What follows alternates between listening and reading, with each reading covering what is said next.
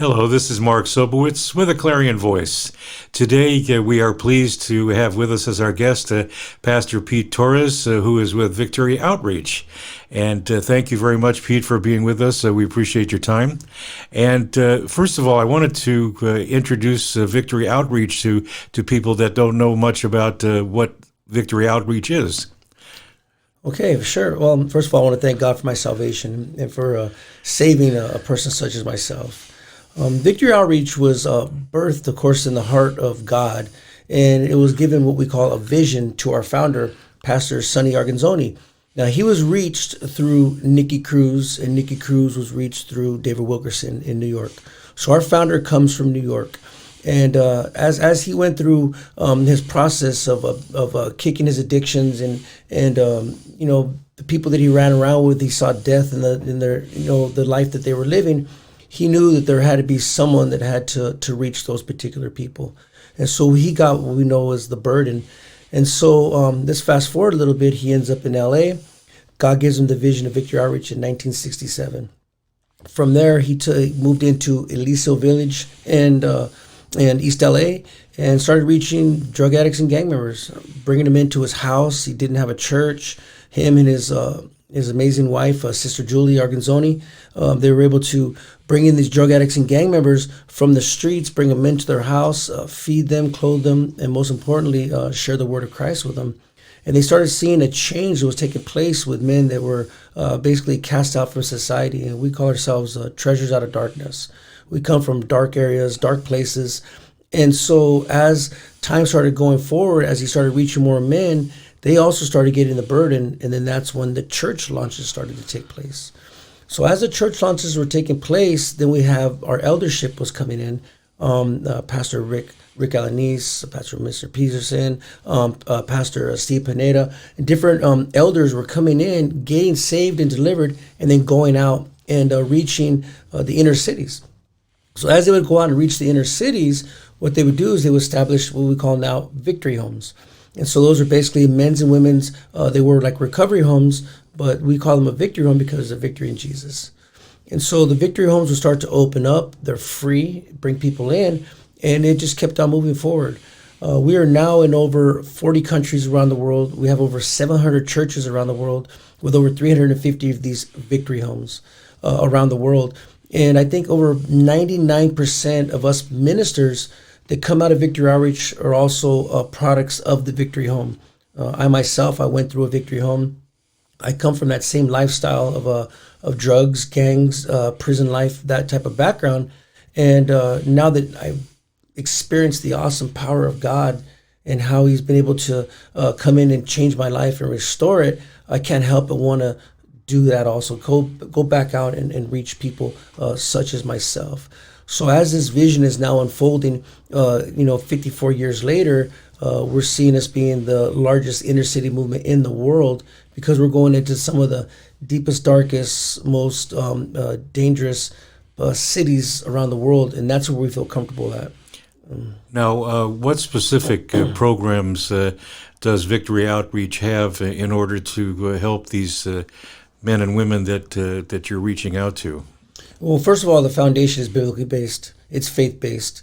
So we're not a step program. We don't do steps and stuff like that. We believe in the transformation power of Jesus Christ. We believe that all things have passed away and everything becomes new.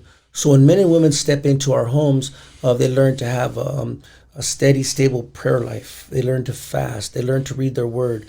They learn to allow the word to transform their thinking.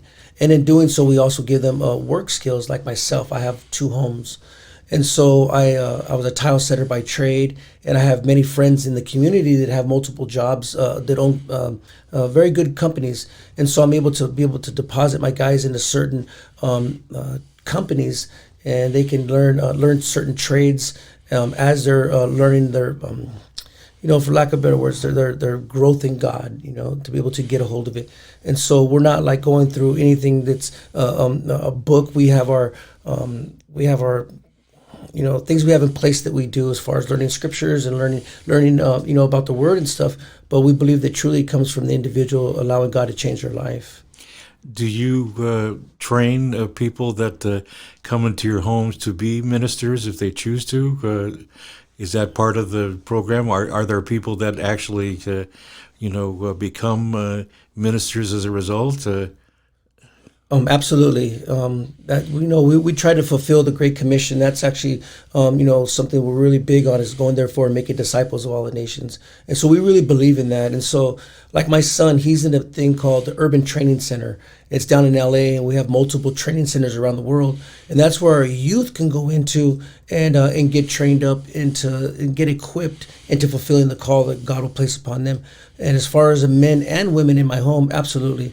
I encourage it. I encourage them. Last night, I gave my guys some scriptures out of Galatians 6 and said, okay, we need to unpack this together. I need a report on it. And then I had them share it. So they start to get a little bit more comfortable in being able to share scripture in front of crowds and stuff, because I can give my testimony all I want, but it's the word of God that changes the heart of people. And so I do want ministers and pastors to rise up out of our homes, and pastors' wives also, because we do need that helpmate as we go forward and take cities. Now, how young is there any age restrictions as far as having people in the homes, or is it like teenagers and up, or what exactly? Is there any requirements as far as that goes? There is. We have a minimum age of 18 because that's an adult. So we can't take on the liabilities or responsibilities of juveniles. There is some criteria right now due to COVID. We've had to cap off our age at 40, and so it's from 18 to 40. That's just for many various reasons, but we feel right now from 18 to 40, they're more likely to maybe not succumb to maybe COVID and be susceptible to other things they have going on, other health conditions. And so right now the age limit is 40, and I believe that it's going to expand again to almost any age, within reason, because we are an active church. As far as we're in the streets, we evangelize. We're out there, being very active in the community, river bottoms, stuff like that. And so, has the onset of COVID limited your ability to minister to people? I believe at first, it was a little bit different for all of us, especially me being a new pastor. I got my license June of 2019. And so I believe that at first it was because I wasn't familiar with trying to preach from my living room and be able to not be able to be out there in the streets. And so for a minute there, it was. But once we were able to start to utilize social media through Facebook Live and YouTube, we saw that the people were still hungry, whether they're in their living rooms or at work. And it actually kind of opened it up a little bit more now for more people to hear the word, because a lot of times people will be on social media that won't come to church. And so in doing so, I believe that we opened up a whole nother, platform of people that we're able to reach.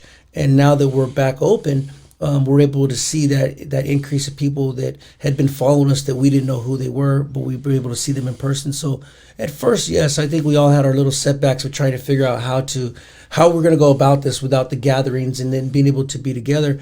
But as things started slowly opening, we went from one place to the next, and now we're in our church. So what plans do you have for the future for Victory Outreach? I mean, where do you see Victory Outreach going?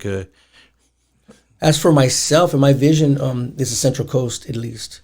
But I do have an international vision, which means that I'm not limited to just California, but I want to raise people up into my homes. They can be utilized throughout the world. And so if I have someone that comes in my home and they say, hey, look, I feel like I'm being called to Panama, and I have a good friend of mine that's a pastor down there, Panama you go.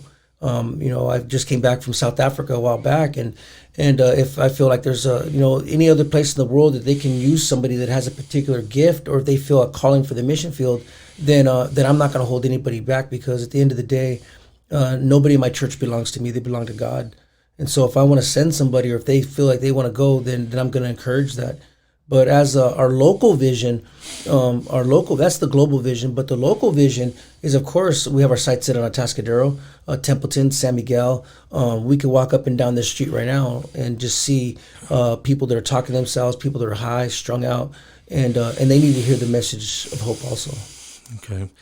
If someone wanted to get in contact with you or someone from Victory Outreach, how would they get more information? They could go to just Victory Outreach Paso Robles on Facebook, or you can go to www.victoryoutreachpasorobles.org. And also, you can find us on Facebook, Victory Outreach Paso Robles. And then, as well as my phone number is 805-536-0035. I answer my phone pretty much 24/7. Messenger, text message, smoke signals, whatever it may be. But I'm gonna, what I mean, I'm gonna answer people as much as I can. Thank you very much, Pete, for being with us today. If you like this video, please share it with someone and like and subscribe. And until next time, this is Mark Sobowitz with a Clarion Voice.